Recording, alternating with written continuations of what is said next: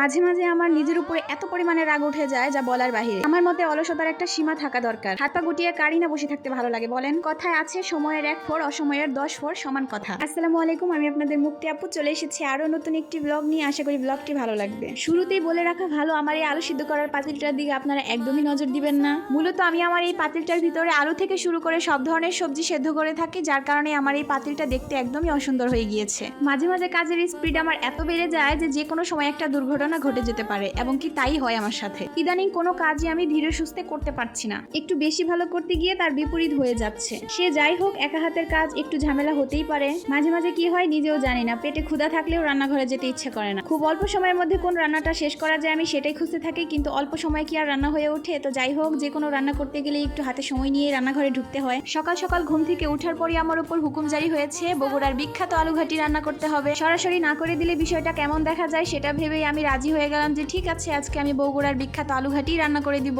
আর সবচেয়ে বড় কথা হলো, এত তাড়াতাড়ি রাজি হয়ে যাওয়ার একটাই কারণ, কেননা সকালবেলা অনেক বৃষ্টি হয়েছিল। তো যাই হোক, আমি আলুঘাটি রান্না করার জন্য ফ্রিজ থেকে গোশ বের করে নিচ্ছিলাম। যেহেতু রান্না করতে একটু বেশি সময় লাগবে, তাই আমি আগে থেকে বের করে রাখছি ভিজিয়ে রাখার জন্য।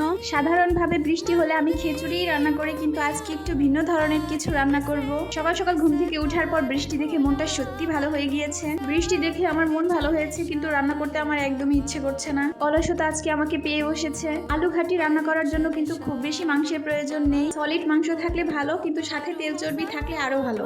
অনেকেই হয়তো এই আলুঘাটি নামটার সাথে পরিচিত না, কিন্তু যারা পরিচিত তারা অবশ্যই বুঝে গিয়েছেন এটা কত মজার একটি খাবার। আমার মতে রান্নাটা অনেকের পছন্দ নাও হতে পারে। যাদের মূলত পছন্দ হবে না তারা দয়া করে ভিডিওটি স্কিপ করে যাবেন, আর যাদের ভালো লাগবে তারা অবশ্যই একটা লাইক কমেন্ট শেয়ার করে দিবেন। অনেকেই ভাবতে পারে রান্নাটা মূলত অনেক ঝামেলার, কিন্তু আমার কাছে রান্নাটা কোনো ঝামেলা না। একদমই অল্প সময়ের ভিতরে রান্নাটা হয়ে যায়। শুধু মাংসটা আগে থেকে কষিয়ে নেওয়ার সময় একটু সময় বেশি লাগতে পারে। আমার কথা হচ্ছে, আগে দর্শনদারি তারপরে গুণ বিচারি। আমি যত ভালো করেই রান্না করি না কেন, কিন্তু আমার মায়ের মতো কখনোই হবে না। সত্যি কথা বলতে মাদের হাতে একটা স্পেশালিটি থাকে, যেটা হাজার চেষ্টা করলেও আমাদের হাতে পাওয়া যাবে না। আমি মনে করি রান্না বান্নার মধ্যে সময় আর ধৈর্যটাই হচ্ছে সবচেয়ে বড় বিষয়। রান্না তো আমরা সবাই জানি, কিন্তু সবার রান্না কি আর এক হয়? আমি আমার রান্না ভালো এটা বলছি না, আমি শুধু এটাই বোঝাতে চেয়েছি সবার রান্নার হাত একরকম হয় না। অনেকেই হয়তো এখন এটাই ভাবছেন মাংসের ভিতরে এত তেল ভেসে উঠেছে। আসলে এই তেল ভেসে ওঠার জন্য আমি এতক্ষণ অপেক্ষা করছিলাম। ফাইনালি আমি আমার আলুর পাতিল দেখে নিজেই অবাক হয়ে গিয়েছি।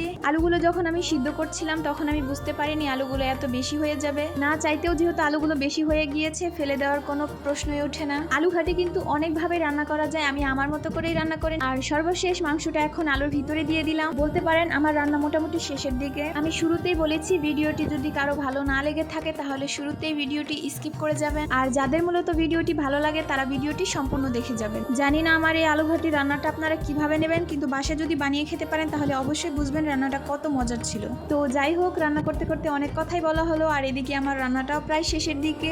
এখন শুধু ঘনত্বটা কমানোর জন্য আমি একটু পানি ব্যবহার করব। তো যাই হোক, ভিডিওটি আমি অনেক লম্বা করে ফেলেছি, তাই আর ভিডিওটি আমি সামনে আগাবো না। ভিডিওটি সম্পূর্ণ দেখার জন্য আপনাদের সবাইকে ধন্যবাদ। দেখা হচ্ছে নতুন কোনো ভিডিওতে। ততক্ষণ সবাই ভালো থাকবেন, সুস্থ থাকবেন। আজ এখানে বিদায় নিচ্ছি। আল্লাহ হাফেজ।